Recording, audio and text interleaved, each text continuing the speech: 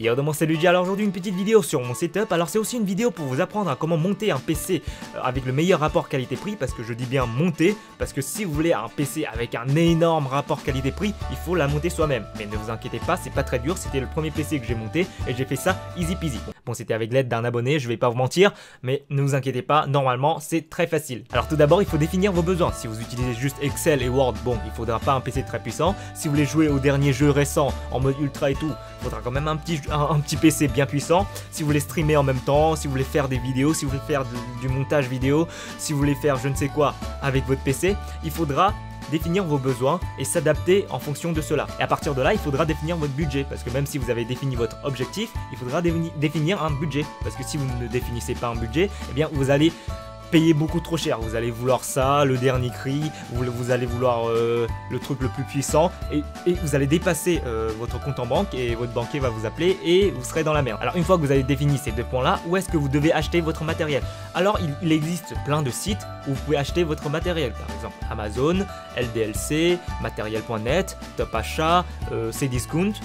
Il y a plein de sites, mais attention, faites des recherches avant, prenez des sites de confiance, parce que là, ce que vous allez acheter, ce sont des composants informatiques qui vont valoir minimum dans les 100 €, etc. Donc, prenez un site de confiance. Personnellement, moi j'ai fait mes achats sur plusieurs sites en comparant un peu les prix. Bon, des sites de confiance évidemment, je le rappelle. Et après j'ai pris évidemment le moins cher puisque le temps de garantie normalement c'est la même chose par le constructeur. Malinx le lynx. Et ici je voudrais passer un message, choisissez des composants équilibrés. Ne prenez pas un CPU de 2000 € et prendre une carte graphique de 10 € derrière. Bon, ça n'existe pas une carte graphique de 10 €, mais voilà, vous avez compris, il faut équilibrer sa configuration. Alors pour vous donner une idée, je vais vous présenter ma config de 2017 que je viens d'acheter il y a un mois à peu près. Alors c'est une config milieu de gamme, on peut jouer avec, on peut enregistrer avec, on peut monter des vidéos avec, on peut quasiment tout faire avec, mais c'est quand même du milieu de gamme parce que je l'ai payé à peu près 1400 €. Alors normalement le boîtier vous l'avez déjà vu en début de vidéo, mais j'ai le carton ici si vous voulez, hop. C'est le NZXT, hop. C'est le NZXT H440, il est un peu gros, je vous l'avouerai, mais c'est quelque chose de... Oula, faut que je pose le carton avant de parler parce que sinon il va y avoir des trucs qui grésillent. Mais c'est un boîtier, ça a l'avantage d'être très bien aéré, il y a 4 ventilateurs fournis de base, c'est très sobre, je pourrais l'amener au taf, bon bah ça fera pas PC de kéké, voilà, moi j'aime pas trop en fait, je dis pas que tous les boîtiers gamers sont des boîtiers de kéké, attention, mais j'aime bien les boîtiers sobres, pas avec des ailerons qui sortent genre comme les Formule 1 et tout ça. Donc celui-là il est très sobre, c'est comme le R5 Define, c'est très sobre, donc j'aime bien ça. Et surtout c'est quasiment une référence en fait dans le boîtier mid-gamme. Attention, il coûte un peu cher comme boîtier, il coûte 100 €.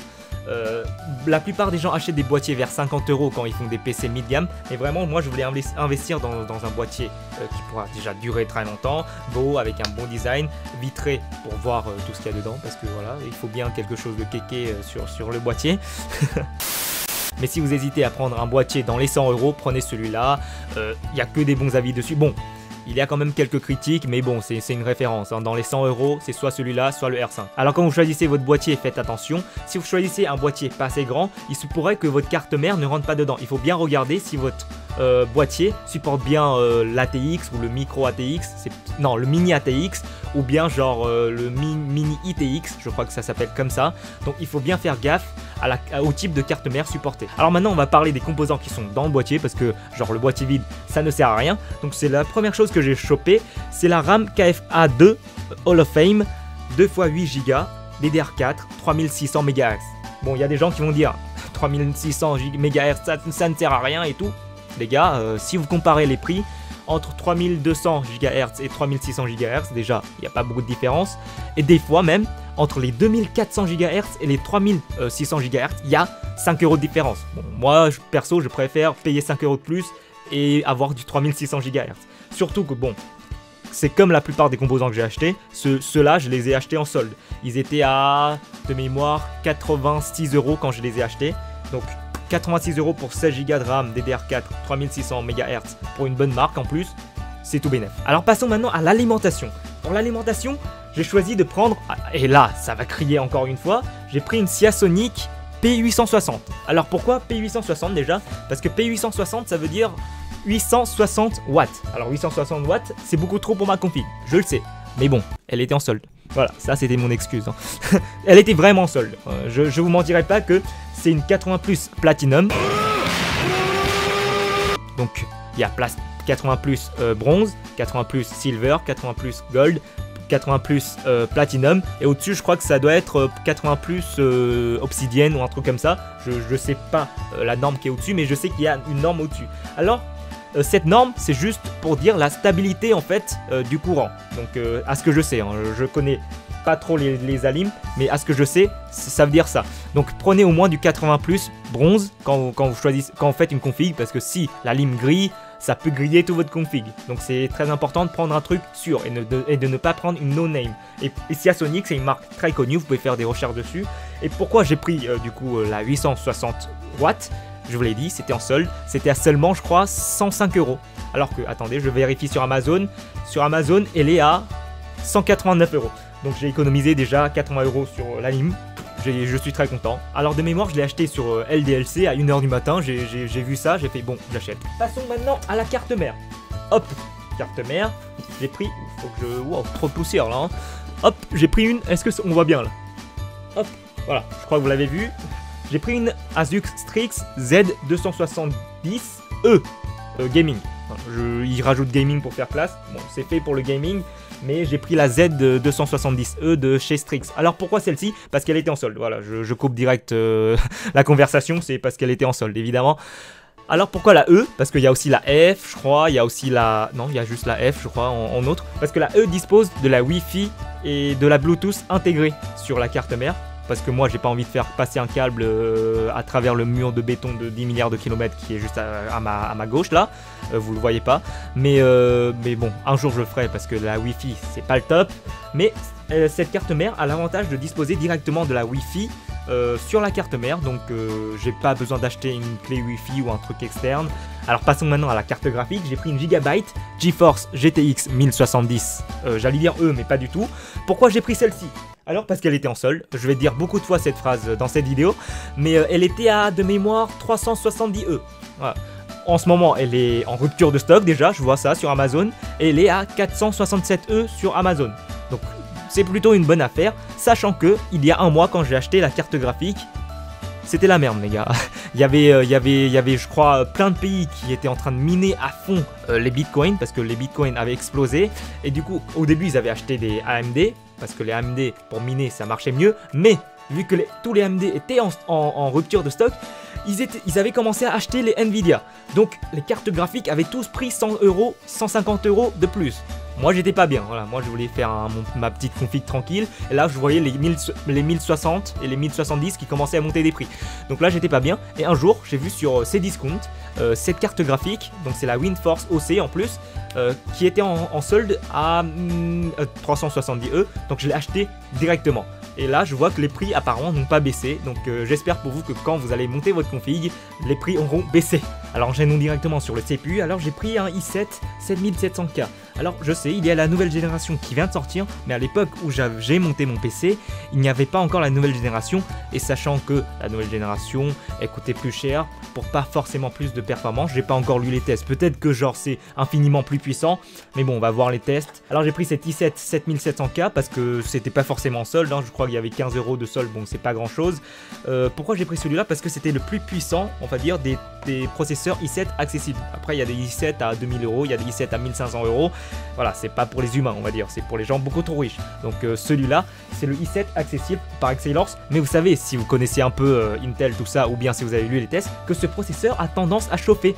Donc il faut absolument combiner ce processeur avec un water cooling. C'est pour ça que bon, j'ai acheté un water cooling, mais voilà, ce point là, vous allez... C'est quasiment sûr que vous connaissez pas cette marque, hein. C'est la LEPA 240. Alors pourquoi 240? C'est parce qu'il y a deux ventilateurs de 120 mm, donc c'est 240 mm. Alors c'est le LEPA Aqua Changer. C'est sur conseil du coup de l'abonné qui m'a aidé à monter le PC.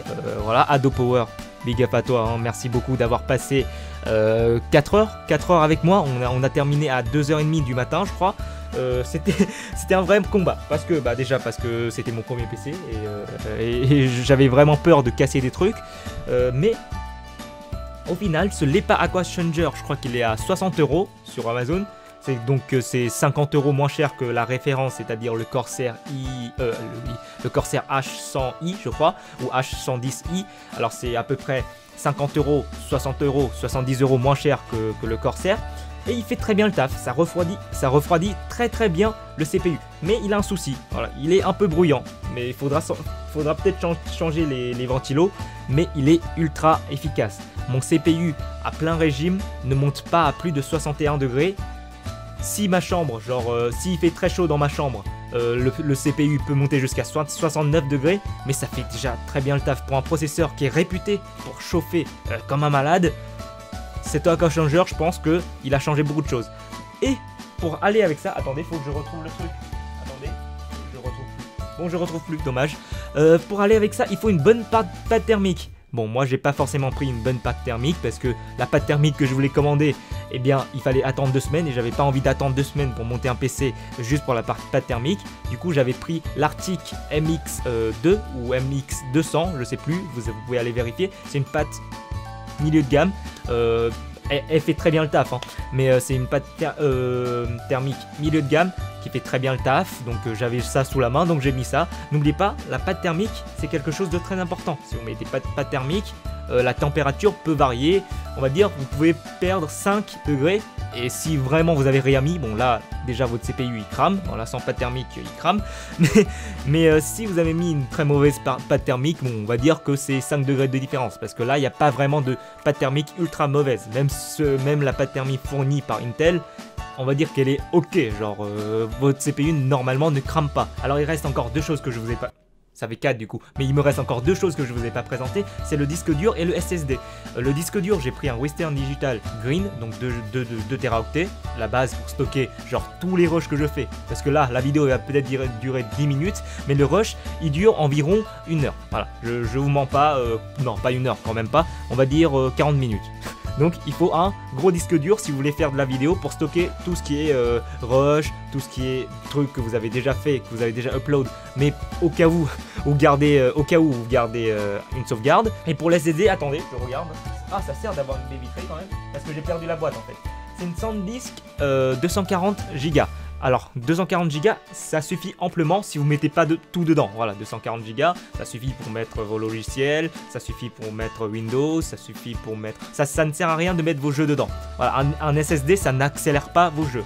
Ça accélère le temps de chargement, s'il y en a, mais ça n'accélère pas les framerate. Donc les FPS ne vont pas monter si vous mettez vos jeux sur un SSD. Ça ne sert à rien, voilà. Alors ce SSD, je crois qu'il fait du 560 en écriture et 540 en lecture, à peu près. Voilà, c'est dans ces eaux-là. Donc vous pouvez aller vérifier. C'était très pas cher. Voilà, je crois que j'ai acheté 65 € le SSD et j'ai acheté le disque dur, je crois, vers les 50 € aussi, 50 €, 55 €. Donc les trucs de stockage, c'est vraiment ceux qui coûtent le moins cher sur un PC. Mais après attention, parce que je vous parlais de la crise avec les cartes de graphiques.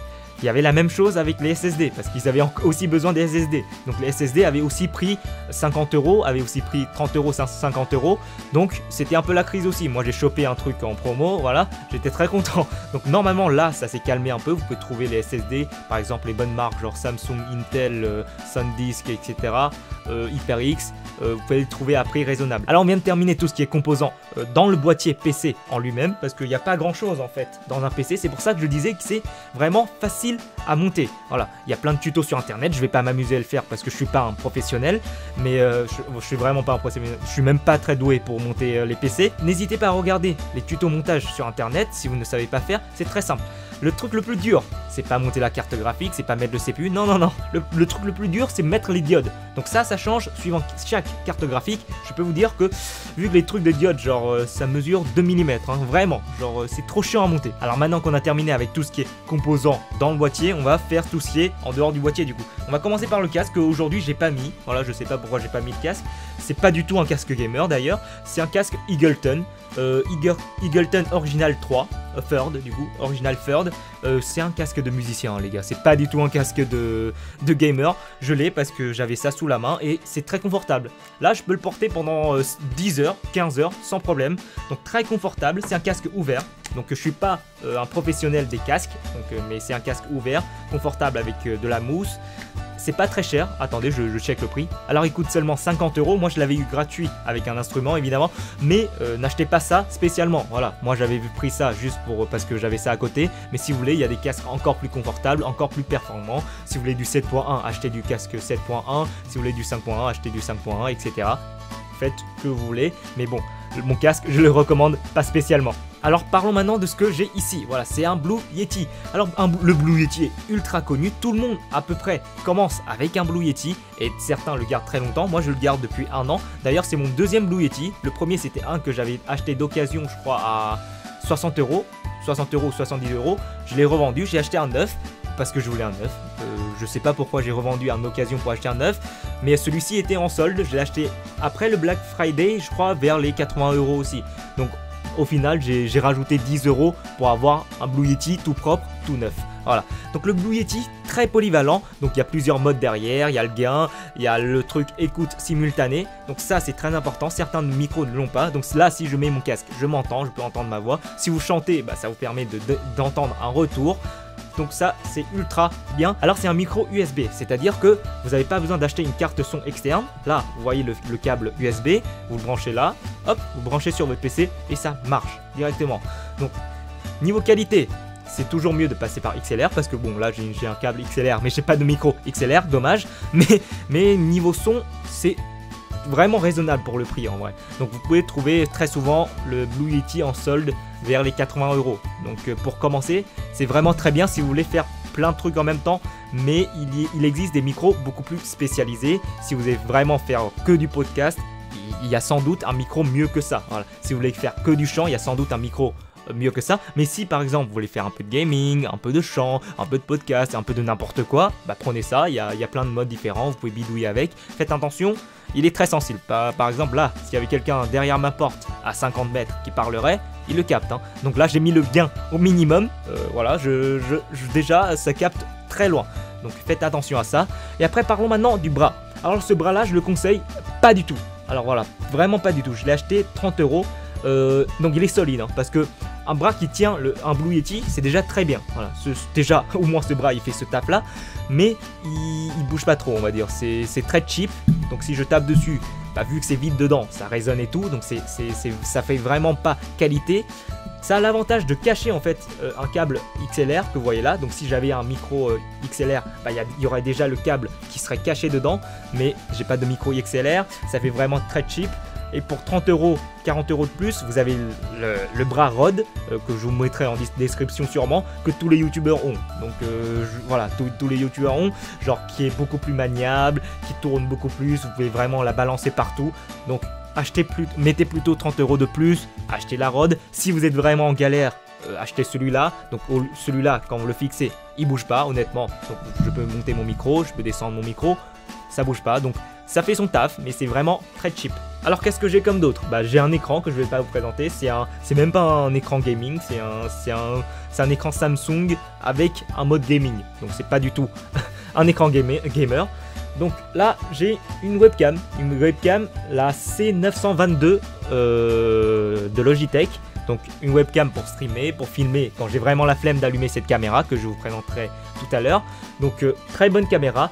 C'est l'évolution de la C920 qui est la référence de la webcam pour tous les streamers. Donc ça c'est une amélioration qui apporte juste la 720p en 60 fps. En gros elle améliore pas grand chose, mais elle était en solde, voilà. Elle était à 55 € en solde, donc je l'ai acheté. Je vous mentirai pas que si elle était pas en solde, je l'aurais jamais acheté. Voilà, mais si Logitech un jour veut me sponsoriser, voilà, j'achète tous vos produits, hein, les gars, calmez-vous.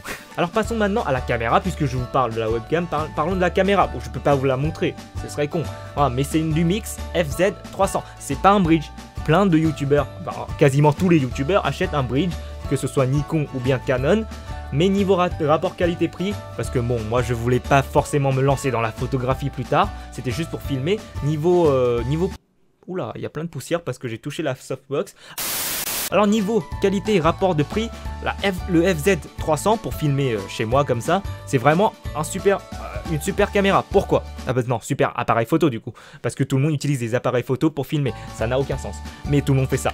Pourquoi? Alors parce que elle fait du 4K déjà, 25 FPS. Donc ça, niveau dans ces eaux là, parce que je l'ai acheté 500 euros, 500 euros en réflexe, je crois pas qu'il y ait de caméra qui fasse du 4K 25 FPS, qui fasse du 1080p 50 FPS, qui fasse du... Bon, après, tout ce qui est après, normalement, elle le fait. Donc, c'est l'équivalent niveau prix de la Canon 100D, de la Canon 700D. 700D qui est une ancienne génération déjà. Donc, si vous l'achetez, bah, ce sera, on va dire, considéré comme une vieille caméra. Mais en gros, c'est l'équivalent de ces deux caméras en prix. Donc, si vous voulez prendre un réflexe, prenez un réflexe. Si vous voulez vous lancer dans la photo plus tard, bah, prenez un réflexe. Là, c'est un bridge. Donc, ça me va totalement. Alors, parlons maintenant de quelque chose de très important que plein de personnes oublient. C'est la lumière. Attendez. Hop. Voilà. Ça fait quand même une différence, je pense. Si toutes mes vidéos étaient comme ça, je pense honnêtement que ma chaîne déjà serait morte. Voilà, là elle est à moitié vivante, donc ça serait terrible. Donc la lumière, très important. Et là, c'est pas une lampe, parce qu'une lampe, ça me défoncerait les yeux. Donc c'est une softbox, donc c'est une boîte d'où, voilà, traduction littérale. En fait c'est une boîte, je sais pas si vous la voyez très bien. Donc là c'est la partie noire pour que la lumière ne s'échappe pas par l'arrière. Et devant c'est une partie blanche avec une toile. Et dedans il y a une lampe qui diffuse en fait du coup une lumière plus douce sur mon visage, qui n'est pas très doux, mais qui étale une lumière blanche de manière homogène, qui permet d'éclairer du coup la vidéo de manière très bonne. Voilà, c'est pour ça que j'ai mis une lampe plutôt jaune derrière pour délimiter la partie jaune de la partie blanche qui est devant. Et maintenant finissons-en avec mon setup hardware vraiment utilitaire PC. Donc d'abord mon clavier. Alors mon clavier, c'est pas du tout un clavier gamer, c'est la Logitech Comfort Keyboard K290. Alors, je l'ai pas du tout acheté, je l'ai volé quelque part chez moi. Je ne sais même pas avec quoi c'était offert, mais c'était là, donc j'avais besoin d'un clavier. J'ai pris celui-ci. Alors, c'est un clavier qui a l'avantage d'être plus silencieux, beaucoup plus silencieux que les claviers mécaniques. Donc là, je suis en train de taper, vous entendez, parce que je suis en train de forcer dessus. Mais comparé à un clavier mécanique, ça fait 10 fois moins de bruit, honnêtement. Donc c'est très confortable. Voilà, c'est dans son nom, c'est confortable. Mais après, je n'ai jamais testé un clavier mécanique, faudrait peut-être que je teste un jour. Mais voilà, celui-là est très confortable et me va pour l'instant. Et là, hop, ma souris. Alors ma souris, c'est une souris gamer. Voilà, j'ai fait le ouf pour une fois. J'ai acheté la Logitech G502 Spectrum, voilà. Mais la version RGB qui coûte 30 € de plus. Voilà, parce que je suis quand même un petit kéké au fond de moi. Alors cette souris, elle a l'avantage d'être, on va pas dire très belle, voilà, chacun son avis, chacun ses goûts, mais elle a l'avantage d'avoir un fond en fait ouvrable et vous pouvez rajouter du poids, parce que il y a des gens en fait, j'ai souvent rencontré des gens qui disaient oui ma souris est trop légère, voilà, elle part dans tous les sens. Vous pouvez rajouter du poids en fait, à droite, à gauche, au centre, comme vous voulez, pour équilibrer votre souris comme vous voulez. Personnellement, moi je préférais une souris légère, du coup j'ai acheté cette souris pour enlever tous les poids. Ça n'a aucun sens. Voilà, il y a des milliards de boutons dessus aussi que j'utilise pas. Voilà, je sais même pas pourquoi j'ai acheté cette souris, mais très bonne souris avec une bonne sensi. Je crois que DPI à 12 000 DPI ou plus, je sais même plus, avec des milliards de boutons configurables, avec un bouton sniper, genre à côté du pouce. Alors je vous rassure tout de suite, il n'y a pas besoin de tout ça pour commencer YouTube. Moi j'ai commencé avec une webcam, donc c'était pas celle-ci, mais j'ai commencé avec une autre webcam, c'était la C920. Puis j'avais un micro déjà à disposition. Et j'ai commencé avec ça, et j'avais un PC portable genre vraiment nul, hein. Il ramait, genre même sur Chrome il ramait. Donc j'ai commencé avec ces trois choses là, et j'ai pu faire des vidéos YouTube. Après, vu que j'ai un peu avancé dans le YouTube game, comme on dit, j'ai acheté une caméra, j'ai acheté une softbox, j'ai acheté une tour, j'ai acheté tout ce qui est autour. Mais vous pouvez commencer avec des trucs très simples et faire des vidéos de bonne qualité. Faites attention au son, c'est ce que je dis, c'est ce que répète tout le monde. Par exemple, Antoine Daniel, PewDiePie, des gens comme ça qui ont fait des vidéos comment débuter sur YouTube. Vous pouvez aller les voir, c'est très intéressant parce que eux, ils pèsent vraiment dans le game. Bon, moi je peux dire des trucs, personne de toute façon va m'écouter. Mais faites attention au son, voilà. Si vous avez un bon son, une image moyenne, donc ok, ça va passer. Vos vidéos vont être agréables à regarder. Si vous faites un peu de montage, ça va encore passer plus crème. Pour la lumière, faites attention parce que si l'image est trop sombre, ça ne marche pas. Donc si vous n'avez pas de softbox, tournez la journée. Ou bien achetez des LED qui vont un peu vous défoncer les yeux. Mais au moins c'est moins cher qu'une softbox qui m'a coûté, genre j'ai pas dit le prix, genre je crois que c'était 60 €. Mais 60 € pour 2 softbox, attention. Donc c'était en solde. Mais donc vous pouvez acheter un LED à 10 € et qui va honnêtement qui va un peu défoncer les yeux, mais vous pouvez la placer quelque part pour moins vous griller les yeux et avoir un éclairage totalement correct. Voilà, faites juste attention à ces 3 points là, ça doit vous coûter, on va faire le calcul très vite, hein. C'est 920, en occasion ça tourne vers 50 €, 60 €, vous pouvez la trouver à 50 €.